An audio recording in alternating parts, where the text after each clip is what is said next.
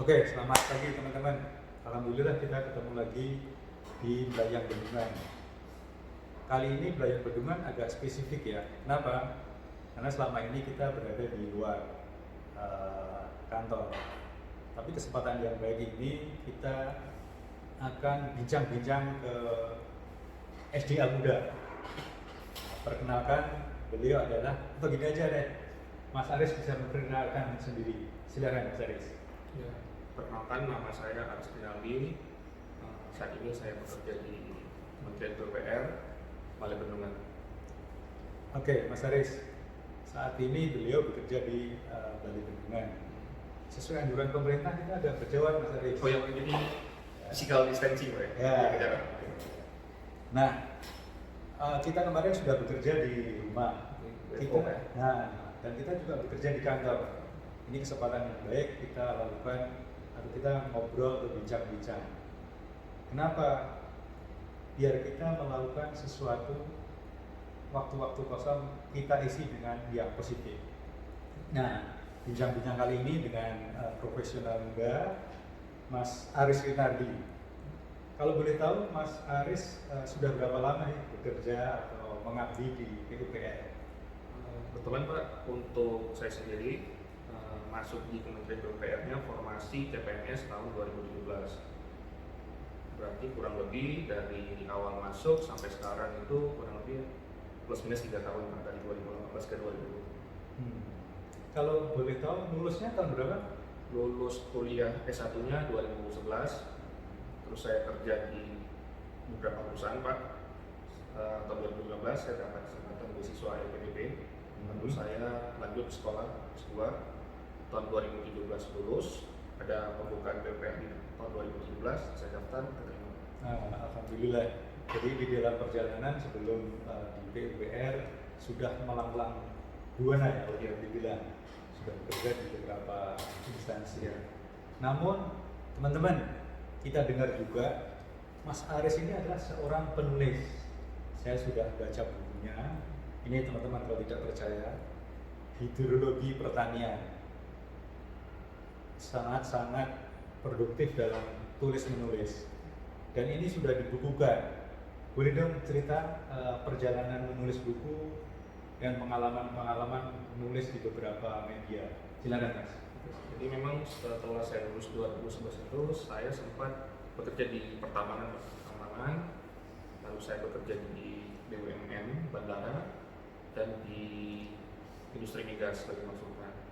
Dari kurang lebih 4 tahun pengalaman saya tersebut, saya punya istilahnya punya dreams untuk lanjut S2.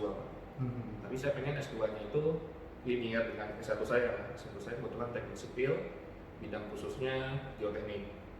Cuman saya pengennya juga pada saat itu sampai sekarang, pengennya ya geoteknik itu nggak cuma sekedar geoteknik biasa, Pak. Kira-kira apa nih future-nya yang bagus ke depannya?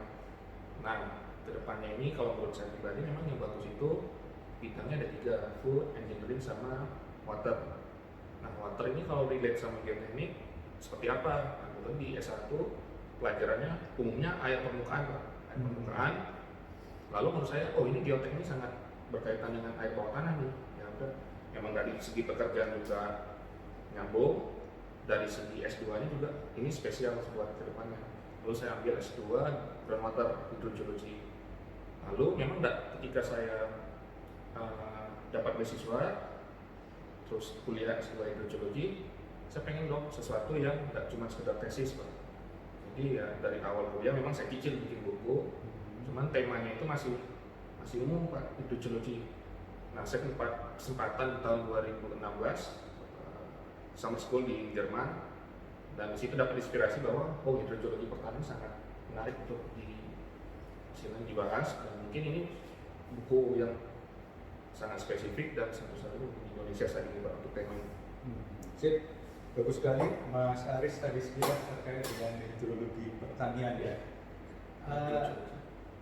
Hidrogeologi pertanian. Nah, di dalam perjalanan ini kan di Balai Bendungan yang notabene juga bercerita tentang hidrogeologi. Bagaimana dengan hidrogeologi di Bendungan? Sedikit banyak alasan satu dari sekian mau daftar PU itu, Pak, selain karena memang engineer IPU ada pusat air tanah baku Pak. Jadi pas lulus S2 hidrogeologi ternyata informasinya, dan di IPU sendiri ada istilahnya pusat air tanah baku sebagai wadah air tanah Indonesia. Jadi masih ada hubungannya Pak, masih ada ini. Nah ketika OJT dan setahun pas penempatan, alhamdulillah saya dapat di Balai Bulungan. Cuman memang awalnya Balai Bulungan memang secara ini sipil Pak, dan juga dem. Lalu setelah seiring berjalannya waktu, memang hidrogeologi ini ternyata dari FS sama perencanaan sangat relate, dan itu dituangkan juga di Kemen PUPR. Betul sekali teman-teman. Jadi terkait dengan hidrogeologi di PUPR nomor 27 tentang bendungan, di awal-awal studi dalam perencanaan bendungan, hidrogeologi sudah sangat-sangat diperlukan.